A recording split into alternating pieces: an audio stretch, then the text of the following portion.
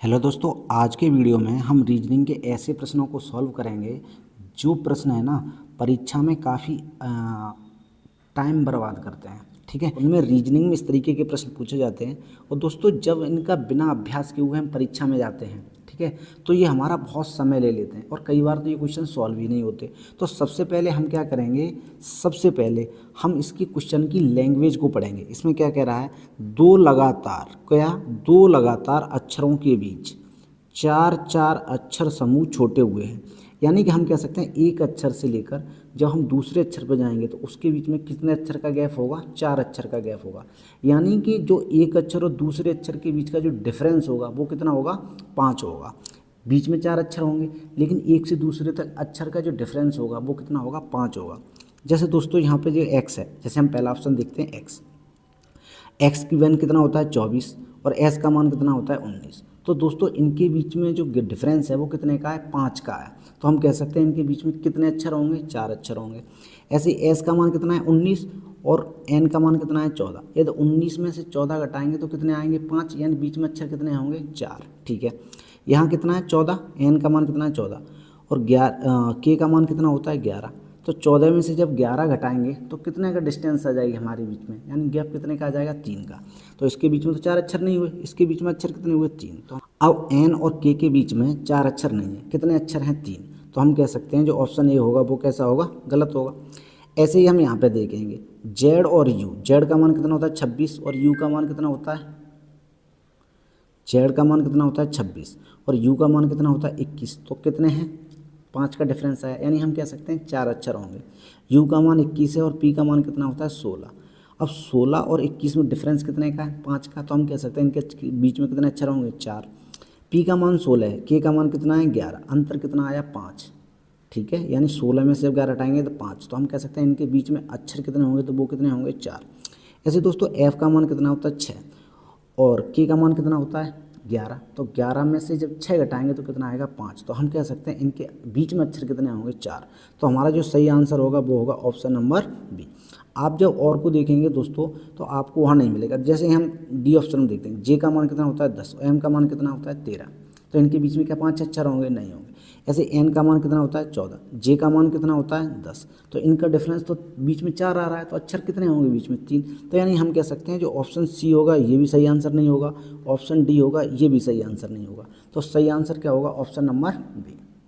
दूसरा प्रश्न देखते हैं, अक्षरों के बीच में आने वाले अक्षर एक नियम विशेष के अनुसार छूटे हुए हैं। दोस्तों जैसा मैंने आपको पहले ही बताया है कि इस तरीके के प्रश्न कहाँ पूछे जाते हैं, एसएससी सीजीएल 2014 में ये प्रश्न पूछा गया है। ठीक है दोस्तों, अब इस तरीके के प्रश्न अगर हमें पता है पहले से, यदि इनका अभ्यास किया है तो आसानी से हम सॉल्व कर सकते हैं। ठीक है दोस्तों, अब ये देखते हैं कि अक्षरों के बीच में जो आने वाले अक्षर हैं, यानी जैसे आर और टी है, इनके बीच में जो आने वाले अक्षर हैं वे एक विशेष नियम से, कैसे नियम से दोस्तों, एक नियम विशेष से, यानी उनका एक नियम विशेष है, उनके अनुसार छूटे हुए हैं। ठीक है, अब हम वो नियम विशेष हमें पता करना है कि वो नियम विशेष क्या होगा। तो जैसे आर है और टी है, तो आर का मान कितना होता है 18 और टी का मान कितना होता है 20।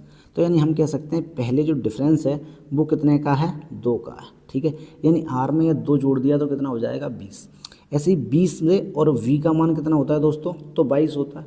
तो यहाँ ये अंतर कितने का है, 2 का है।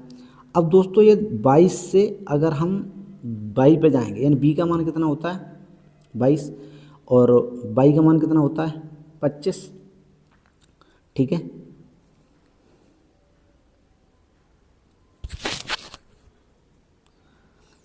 बाई का मान कितना होता है 25। तो 20 से जब, यानी 22 से जब 25 पे जाएंगे तो डिफरेंस कितना आ जाएगा 3। तो यानी हम कह सकते हैं पहले जो डिफरेंस 2 का, फिर डिफरेंस 2 का, फिर डिफरेंस 3 का। अब 25 से 26 पे जाएंगे तो डिफरेंस कितना का हो जाएगा 1। आगे भी डिफरेंस कितना होगा 1 और फिर आगे डिफरेंस कितना होगा 2। तो दोस्तों जो पहले में अक्षर छूटे हुए हैं वो ऐसे हैं, पहले 2 छूटे हैं, फिर 2 छूटे हैं, फिर 3 छूटे हैं, फिर 1 और 2। अब इसमें देख लेते हैं, जैसे के का मान कितना होता है 11, एम का मान कितना होता है 13। तो कितने अक्षर छूटे हुए हैं 2। ठीक है, एम का मान कितना होता है 13, इसका मान कितना 15। तो यहाँ अक्षर कितने छूटे हुए हैं 2। 15 के बाद इसका मान कितना होता है 18, यानी कितने अक्षर छूटे हुए हैं 3। ठीक है, 18 के बाद यहाँ 20 है, तो कितने अक्षर छूटे हुए हैं 2। ठीक है। ऐसे ही दोस्तों 20 के बाद 21 है, तो कितने अक्षर छूटे हुए हैं? एक। यहाँ पे 21 के बाद 23 है, तो कितने अक्षर छूटे हुए हैं? 2। तो दोस्तों हम ये कह सकते हैं कि ऊपर वाले में नियम में हमें यहाँ तक तो सेम लग रहा है, लेकिन आगे नियम बदल गया। आगे देखते हैं। एस का मान कितना होता है? 21। और यू का मान कितना होता है? एस का मान होता है 19 और यू का मान कितना होता है? 21। तो कितने आंसर छोटे हुए हैं? 2। 23, 21 से 23 पे जाएंगे तो कितना अंतर होगा? 2। दोस्तों 23 से 25 पे जाएंगे, अंतर कितना होगा? 2। 22 से दोस्तों 27 पे जाएंगे, सॉरी 25 से दोस्तों जब 27 पे जाएंगे तो कितना डिफरेंस होगा? 2। ठीक है। 1 से 3 पे जाएंगे, डिफरेंस कितना होगा? 2। और सी से दोस्तों ई पे जाएंगे तो डिफरेंस कितना होगा? 2। तो हम कह सकते हैं ये एक विशेष नियम है, इस विशेष नियम के तहत ही इस शब्द को बनाया गया। तो अब हमारा सही आंसर क्या होगा? तो दोस्तों अब हमारा आंसर सही होगा ऑप्शन नंबर सी। देखो इसमें कोई एक विशेष नियम नहीं लग रहा, इसमें विशेष नियम नहीं लग रहा, लेकिन जो ऑप्शन सी है इसमें ये वाला विशेष नियम लग रहा है। ठीक है। अगला प्रश्न देखते हैं। अगला प्रश्न है दोस्तों, निकटवर्ती अक्षरों के मध्य, यानी जो निकटवर्ती अक्षर हैं इन अक्षरों के मध्य छोड़े गए अक्षरों की संख्या श्रृंखला में एक समान है। यानी कि जो निकटवर्ती अक्षर हैं जैसे जेड और बी है, एच और डी है, इनके बीच में जो अक्षर छोड़े गए वो पूरी श्रृंखला में समान है। ठीक है। अब हम सबसे पहले ऑप्शन ए में देखेंगे। जैसे यू का मान कितना है? 21 और आर का मान कितना है? 18। ठीक है। तो 21 में से जब 18 घटाएंगे तो कितना आंसर आएगा हमारा? 3। ठीक है। आर का मान कितना होता है दोस्तों? 18 और एच का मान कितना होता है? 8। लेकिन 18 में से 8 घटाएंगे तो अंतर कितना आ जाएगा दोस्तों? 10। तो क्या ये एक समान है? नहीं। तो हम कह सकते हैं जो ऑप्शन ए है ये हमारे प्रश्न का आंसर नहीं हो सकता। ऐसे ही जेड का मान कितना होता है? 26 और वी का मान कितना होता है?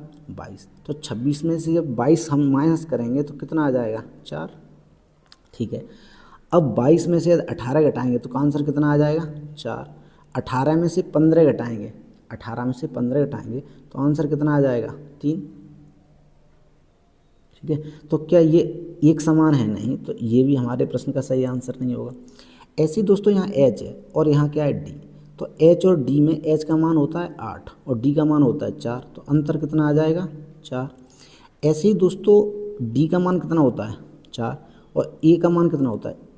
1, तो अंतर इनका कितना आ जाएगा? 3। तो क्या ये अंतर समान है? नहीं। तो हम कह सकते हैं ये भी इस प्रश्न का सही आंसर नहीं होगा। अब दोस्तों जो बाकी बचा है वो आंसर हमारा सही होगा, लेकिन एक बार देख लेते हैं क्या ये आंसर सही है। ठीक है। अब दोस्तों सी का मान कितना होता है? 3 और बाई का मान कितना होता है? 25। तो क्या इनका डिफरेंस सेम आ रहा है? हाँ, देखते हैं। अगर दोस्तों सी का मान होता है 29 और 29 में से जब बाई को हम घटाएंगे तो डिफरेंस कितना आ जाएगा? 4। ठीक है। ऐसे ही 25 और ये 21, अब 25 में से 21 घटाएंगे तो डिफरेंस कितना आ जाएगा? 4। ठीक है। और ये कितना? 21, ये कितना? 17। जब 21 में से 17 घटाएंगे तो डिफरेंस कितना आ जाएगा? 4। तो हम कह सकते हैं दोस्तों ये समान है। तो हमारे इस प्रश्न का जो सही आंसर होगा वो क्या होगा? ऑप्शन नंबर डी होगा। इतना मानना है दोस्तों, हमें मानना है 3 ये और 26 अक्षर वो। 26 और 3 कितने हो जाएंगे?